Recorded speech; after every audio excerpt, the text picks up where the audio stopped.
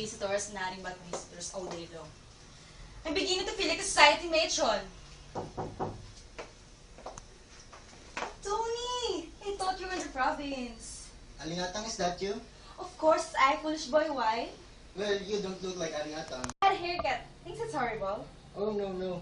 You look just wonderful, Alingatang. For a moment, I thought you were gay guy. Oh, you're so mariqueros ever, Tony. But, come in, here, sit down. Thank you. How's your mother? My poor mother. She is homesick for Tondo. She wants to come back here at once. How long have you been away? 3 months. 3 months? It's too long for a Tondo native to be far away from Tondo. My poor Kumara. She must be bored out there.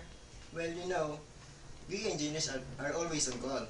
But as soon as I finish the bridge in Bulacan, we'll be going here in Tondo. Yes, must bring her back as soon as possible. We miss her when we play with Mahjong. That is what she misses most of all. I understand.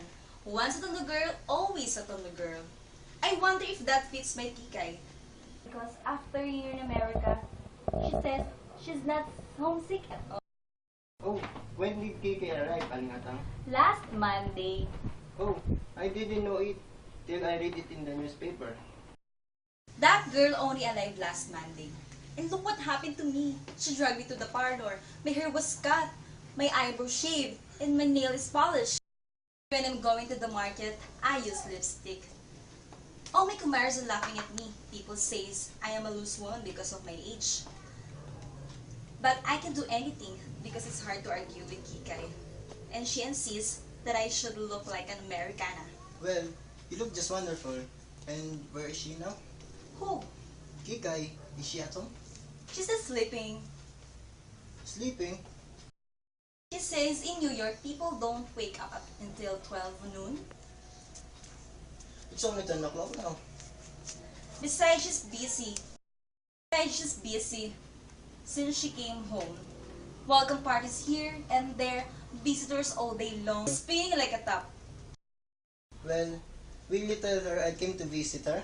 And kindly give her these flowers. But surely you're not going yet? I did want to see Kikay. But if she doesn't get up at 12 noon... Wait, I'm going to wake up her. Oh, please don't bother, Alingatang. I can come back some other time. Okay. Okay. Oh, Tony! You must not call her Kikay. Then, what shall I call her? You must call her Francesca. Francisca?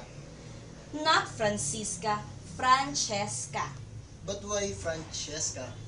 Because in New York, she says that the way to pronounce her name should like Chi-Chi. So Italian, be sure to call her Francesca and not Kikay. I will call Francesca. Okay. Ay, Diyos mio! Oh, never mind, Mrs. Mendoza. I'll answer it. Just tell them to wait, Tony. Okay. Totoy, John, son of your father. You big Carabao? Meron ba tayo dyan? You ask me that? And you look like a wrong woman. How many different have you been looting, huh? Hey, more slowly there. It is you the police are looking for. Oh, impossible. I'm a reformed character. Let's see, Totoy. Okay, Tony. Good to see you, old pal. Here, have a smoke. I thought you were in the province, partner. I am. I just came to say hello to Kikay. Tony, I've been hearing the most frightful things about that girl. So have I. People says she's gone crazy. No, she has only gone to New York. What she's doing in New York? Studying? Studying what? Studying hair culture and beauty science. She got a diploma. Imagine that, our dear old Kikay. Pardon me? She's not Kikay anymore. She's Francesca. Francesca? Our dear Kikay is now in America. Mila, why I knew that girl when she's selling rice cakes. Puto kayo dyan mga sukit. Remember when we pushed her into the canal? She chased us around the streets. She was dripping with mud. How that girl could fight. Why, Totoy? Nena, my own. And Tony too, what's this, a Canterbury reunion? We have come to greet the lady from New York. So have I. Is she at home? Alingatang's trying to wake her up. Come here and sit down. To wake her up? She's still sleeping? No, she's awake already. She's dressing. Good morning, Nana and Totoy. Well, why are you staring me like that? Aling Atang, is that you? Yes, Good God, it is Aling Atang. it's Kike who prefers it. How you used to pinch and pinch me when I was a little girl. Because you were all naughty, especially you. Toy always sneaking to the back end for mangoes. Do you still have that mango tree? Yes. Help me carry something in the kitchen. Don't you prepare anything for us, Aling Atang? We're not visitors. It's only orange juice I was preparing for some for Kikay. Oh, Tony. You shouldn't have come today, Nana. Oh, why not? I haven't talked to Tika yet. Not yet. I thought you said it last night. I lost my nerve. Tony. Use your head, Nana. It's not easy breaking off this engagement with Kikai or with the girl, for God's sake. Are you in love with me or with Kikay? Of course with you, Nana. I'm engaged with you. Yes, and with Kikay too. That was a year ago. Nena, you know how much I love you. How could you ask me if you're still engaged with Kikay? This is what I get from being honest. Honest? Making me fall for you where you're still in love with Kikay? I thought I didn't belong to Kikay anymore. It's a secret engagement anyway. I proposed to her before she left for America. But when she stopped answering my letters, I considered myself a free man again. And you proposed to me. Yes. Then you tell me to keep it a secret? Because I found out that Kikai was coming back. I'm tired of being secretly engaged to you. Just give me a second chance to explain to Kikay. Then, we'll tell them. Well, you better hurry. I'm getting impatient. How can I talk to Kikay? Not. Because you're here, and also Totoy. I don't want to jail Kikai in front of everybody. You want Totoy and I to clear out? No, just give me a chance to be alone with Kikai for a moment. I'll take care of Totoy. That's good. Just leave it to me. Punta kayo dyan, bili na kayo. Here comes Kikay, but she wants to call her Francesca. Oh, hi, darling people. How are you? Nana, my dear. How cute you've become. And Tony, how are you? Totoy, is that you? You look like a Tondo supermodel. Darling, sit down. Oh my G. Momsy!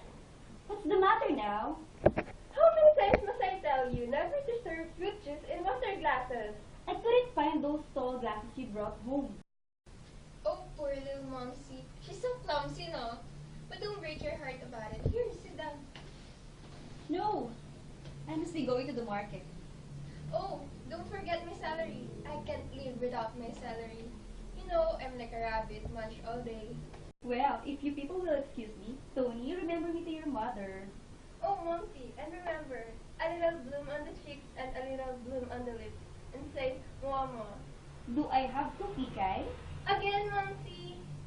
Do I have to paint this old face of mine, Francesca? What I'm going to do with you? But how dreadfully put it on, Momsy. What I'm going to do with you. Up! Poor Momsy. How pathetic. So, tell us about New York. How long have you been there? 10 months, 4 days, 7 hours, and 20 minutes.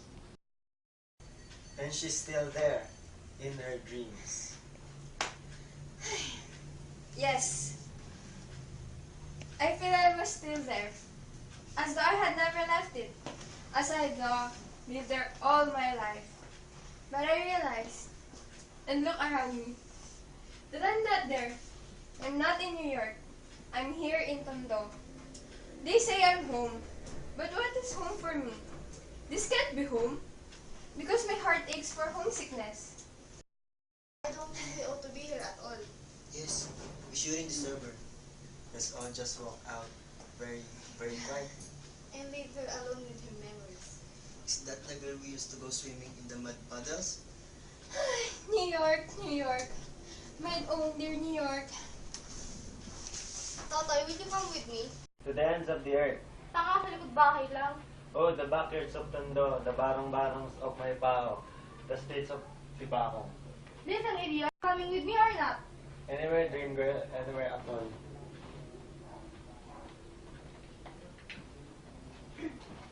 Apparently, our Totoy still has the most terrific crush on Nana.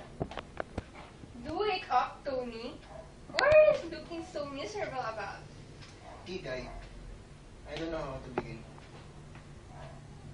Just call me Francesca. That's good beginning. There's something I must tell you. Something important. Oh, Tony, why can't we just forget all about it? Forget? It's the New Year Queen, Tony. Forget. Nothing must ever come to be so serious. Nothing must drag on too long. Tonight, give your heart. Tomorrow, forget.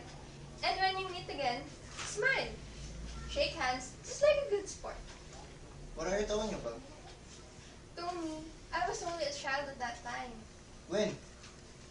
When you and I got engaged, I've changed so much since then, Tony. But that was a year ago.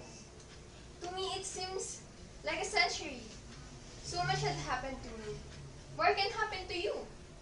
In just 1 year in New York. Listen, I don't want to talk about New Year anymore. I want to talk about our engagement. And that's what we cannot do, Tony. Not anymore. Why not? Tony, you got engaged to a named girl, Kikay. Well, that girl doesn't exist anymore. She's dead. The person you see before you is Francesca. Don't you see? I'm a stranger to you. I hate to hurt you. But surely, that you can see that there can be no chance, no more talk of engagement. Imagine a New Yorker marrying a Tondo boy? That's so insane. Now look here. I'm sorry if I hurt you, Tony. I'm not going to sit here and be insulted. Hush, hush, Tony. Don't lose your temper. It's so uncivilized. People in New York don't lose their temper. What do you want me to do? Smile? Say thank you for slapping my face? Yes, Tony. Be a sport. Let's smile and shake hands. And just be friends. If you weren't a woman, I'd... Hold it, Tony. You must never, never hit a woman. What's all this? Nothing. Nothing at all. What are you two quarreling about? We're not quarreling. Tony and I just decided to be friends and nothing more. Is that true, Tony? Yes. Now we can tell them. Tell us what? What's going on here? Tony and I are engaged. Engage? Engaged? Engaged? We've been secretly engaged for a month. A month? Why, you! I did try to tell you, Kikay. I was trying to tell you. You unspeakable cad! Hey, careful there, you're speaking top of my fiancé. He's not your fiancé. Oh no, and why not? Because he was still engaged to me when he got engaged to you. He's not engaged to you anymore, you just said it yourself. But I didn't know all about this. Now remember, Kikay, it's so uncivilized to lose one's temper. People in New York don't lose their temper. I've never felt so humiliated in all my life. You beast, I'll teach you. Leave him alone, he's my fiancé. He's not your fiancé. Until I release him, he's still my fiancé. You ought to be ashamed of yourself, you're just being a dog in a manger. Ought to be ashamed of yourself. Stealing my man behind my back. What? What did you say? Totoy, pull them apart. You keep out of this or I'll knock your head off. Nako, lumabas din ang pagkatondo. Miss Hussey? You man-eater! How dare you suck her? She hit me first. Look what you've done to her. Are you trying to defend her? You never defended me. Shut up! I hate you, I hate you. Shut up or I'll bash your mouth off. Hey, don't you talk to Nena that way. You keep out of this, Totoy. He's more of a gentleman, he defends me. Take your hands off her. I told you to keep out of this. Oh, Toto, you've saved my life. Tony! Tony! Tony, open your eyes. Get away from her, Totoy. Take me away from her. Are you still engaged to him? I hate him. I never want to see him in my life. Come on and let's go. Hey, Don't speak to me, you brute. I wasn't talking to you. Don't speak to me either. You have insulted the woman I love. Oh, Totoy, why have you never told me? Well, now you know. Well, congratulations. Let's go, darling. I don't want the smell around you. Now, you've ruined my life. I hope you're satisfied. I have ruined your life? You ruined mine. What you need is a good spanking. Don't come near me. You can't, boy. Don't worry, I wouldn't touch you with my 10-foot pole. And I wouldn't touch you with my 20-foot pole. Just 1 year in New York, and you forgot your old friends. Just 1 year that I am in New York. And what did you do? But when we got engaged, you swore to be true. You promised to wait for me. And I believe you. Oh, you're fickle. What are you crying about? Be brave, you forget? That's the New York way. Nothing must ever be too serious. Nothing must ever drag on too long. Oh, Tony, please. And besides, there could be no more talk of an engagement between us. Imagine a New York girl marrying a Tondo boy. Oh, Tony, I've been such a fool. I'm so sorry. Well, I'm not. I'm glad I find out what kind of person you are. Oh, Tony, you're wrong.